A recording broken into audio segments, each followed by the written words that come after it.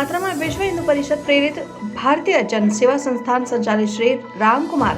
છાત્રાલયના 29મા વાર્ષિક ઉત્સવ અને શ્રી રામ હિન્દુ કૌશલ્ય કેન્દ્રનો પ્રથમ બેઝિક બેચનો ઉત્સવ યોજાયો હતો। કાર્યક્રમમાં સંતરામ મંદિરના મહંત શ્રી મોહનદાસજી મહારાજ તથા જાસપુરના હનુમોતિયા મંદિરના મહંત શ્રી રાધા રમણદાસજી મહારાજ સહિત ભારતીય જનસેવા સંસ્થાન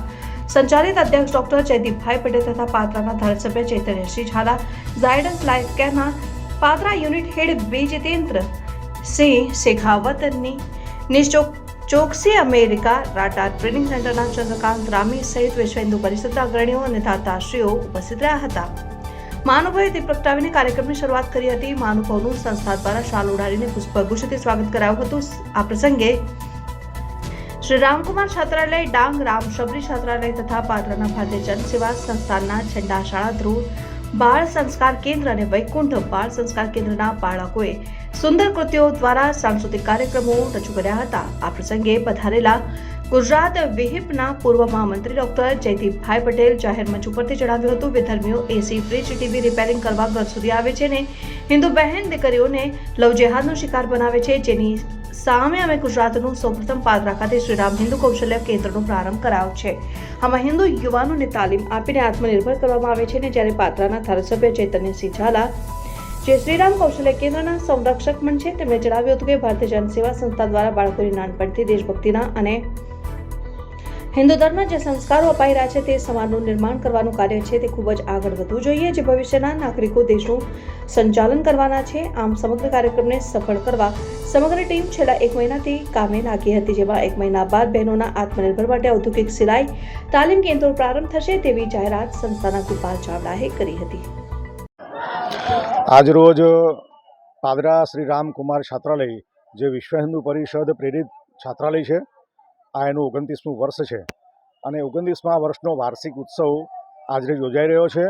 જેમાં ગુજરાત પ્રદેશના અધ્યક્ષ ડૉક્ટર જયદીપભાઈ પટેલ સહિત ભારતીય જનસેવા સંસ્થાની ટીમ ઉપરાંત પાદરા નગરના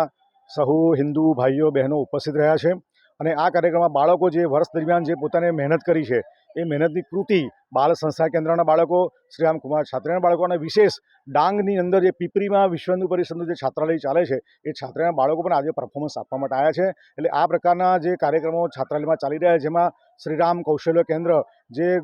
પાદરા તાલુકાના હિન્દુ યુવાનોને એસી, ફ્રીજ, વાયરમેન અને ઇલેક્ટ્રિશિયનનો કોર્સ, બેઝિક કોમ્પ્યુટરના કોર્સ પણ શરૂ થયા છે હિન્દુ યુવાનો પગભર કરવા માટે। પાદરા ખાતે શ્રી રામ છાત્રાલયમાં શ્રી રામ કૌશલ્ય કેન્દ્ર જેનો પ્રારંભ થયો અને આજે એનું સર્ટિફિકેટ આપવાનો કાર્યક્રમ છે। વિશેષ રૂપે આ કાર્યક્રમ અમે એટલા માટે શરૂ કર્યો 6 મહિના પહેલાં કોર્સ, કારણ કે આજે સમાજની અંદર લોકો જે વિધર્મી લોકો છે એ લોકો આવા જે રિપેરિંગના કાર્યક્રમો દ્વારા ઘરમાં ઘૂસી અને લવ જેહાદના નિમિત્તે બાળકો, દીકરીઓને ફસાવાના કાર્યક્રમ કરતા હોય છે, જેના ઘરમાં જઈને ઇલેક્ટ્રિક ફિટિંગ, એસી ફિટિંગ, કોમ્પ્યુટર ફિટિંગ આ નિમિત્તે કરતા હોય, જેના વિરોધમાં એટલે એના માટે હિન્દુ સમાજના યુવાનો તૈયાર થાય અને આ રીતે આ કૌશલ્ય કેન્દ્ર દ્વારા એ યુવાનો તૈયાર થઈને આ કોર્સમાં બહાર આવે અને હિન્દુ સમાજની સેવા કરે એ મુખ્ય ઉદ્દેશ અમારો છે। એ નિમિત્તે અમે આજે આ કાર્યક્રમની પૂર્ણાહુતિ એ નિમિત્તે થઈ રહી છે। વિશેષ રૂપે બીજી એક વાત એવી છે કે આજે દેશની અંદર ઉકળતા ચરુ જેવું વાતાવરણ છે।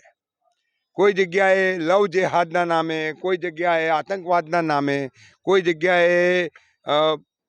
કોઈ પણ પ્રવૃત્તિના નામે, લેન્ડ જેહાદના નામે જે પ્રવૃત્તિ ચાલી રહી છે એની સામે અમારો સ્પષ્ટ ઉદ્દેશ, એની સામે સ્પષ્ટ ટ્રેનિંગ સેન્ટરો કરવા અને એની સામે અમારે ટ્રેનિંગ આપી અને એને દબાવવા માટે અથવા એની સામે અમારું કામ ઊભું કરવા માટેનો આ